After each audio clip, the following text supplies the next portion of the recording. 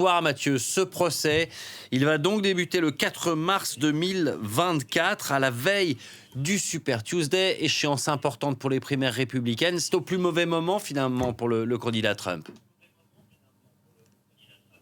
Oui, absolument. Le 1er août dernier, les procureurs ont formellement accusé le 45e président américain de 4 crimes fédéraux dans cette affaire.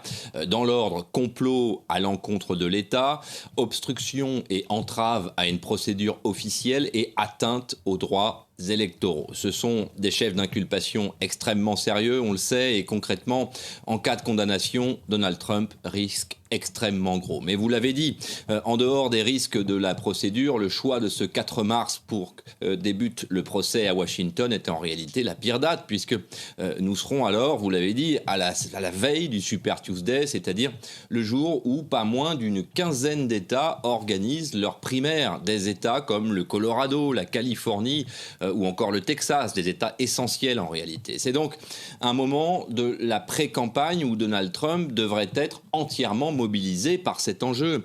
Eh bien non, le candidat Trump, lui, sera immobilisé par cette première procédure judiciaire. C'est d'ailleurs pour cette raison que les avocats de l'ancien président avaient demandé sans succès que le procès se tienne en avril 2026, c'est-à-dire bien après le scrutin évidemment, arguant du fait que la défense avait besoin de plus de temps pour éplucher, il est vrai, les innombrables pages du dossier.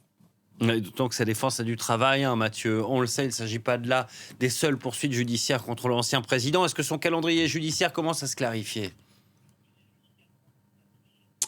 Oui, vous l'avez dit, Julien, le procès du 4 mars n'est pas le seul, puisque en tout et pour tout, ce sont aujourd'hui 4 juridictions qui poursuivent Donald Trump, 2 à l'échelon fédéral et 2 à l'échelon des États, les États de New York et de Géorgie, comme on le sait. On l'a dit, le premier procès se déroulera à Washington le 4 mars, à la veille du Super Tuesday.